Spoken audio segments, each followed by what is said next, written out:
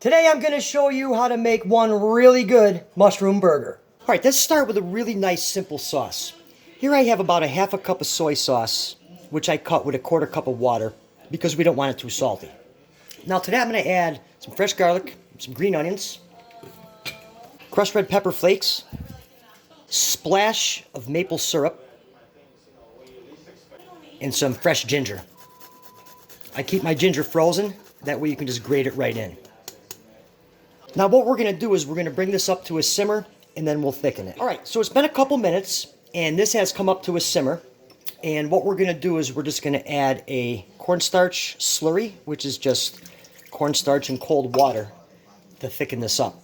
Alright, we're not making a lot, just enough for our burgers. Okay, so this will thicken up.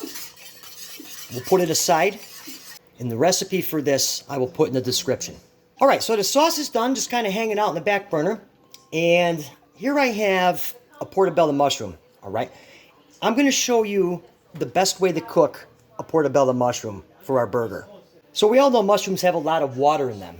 Alright, so what we're going to do is we're going to start off with a little bit of olive oil, a little bit of kosher salt, smoked paprika, and some black pepper.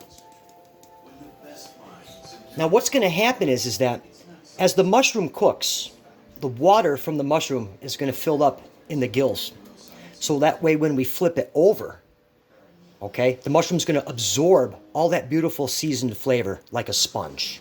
Usually takes 2 to 3 minutes. All right, so it's been a couple minutes and you can see the water started to gather down here, all right, in the gills and in the stem. So what we're going to do is we're just going to give this a flip. And like I mentioned, the mushroom's going to absorb all that beautiful water and flavor like a sponge, all right? You don't see it leaking out. Now, we don't want to cook this too long. 30 seconds, maybe 45 seconds. And we're just going to remove it from the heat and let it cool down. All right, mushroom's out. While that's cooling down, let's toast up some buns real quick. All right, so our mushroom is cooled down. Now we're going to have a little egg wash. Back grab some egg wash, and here I have some breadcrumbs. To that, I'm going to add some Parmesan cheese and some chili powder. We're just going to mix this in with our breadcrumbs. Now we'll take our portobello mushroom and drop it in our egg wash. Coat it really nice. And then right into the breadcrumbs. And we'll get this ready for the saute pan. All right, here we go. Saute pan right where we want it. We're going to hit it with some olive oil. And then we're going to take our breaded mushroom and place it in the pan. We want to cook it just enough to brown it up. 2-3 minutes each side. All right, it's been a couple minutes, and let's give this a nice gentle flip. Oh, nice and crispy. Exactly what we're going for. A couple more minutes, and we'll pull it aside. All right, let's build this up.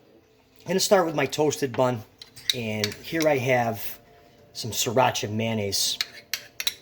And we're just going to run the sriracha mayonnaise right on the bottom of the bun.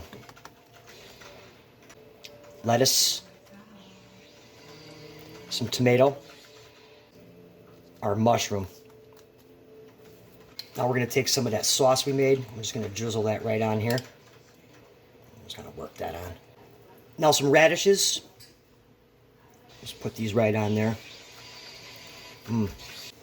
Some brie cheese.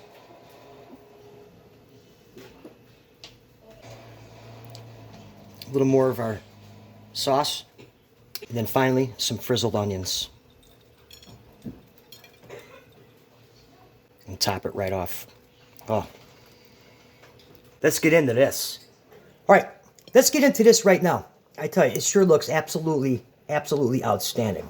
Let's get into it. Needs a little more sriracha mayo. Wow. This burger came out absolutely outstanding. The mushroom is cooked perfect balance with the brie cheese, the radishes, and it just brings it all together. I really hope you get a chance to try this recipe. If you're still watching me now and you like this video, be sure to hit that subscribe button.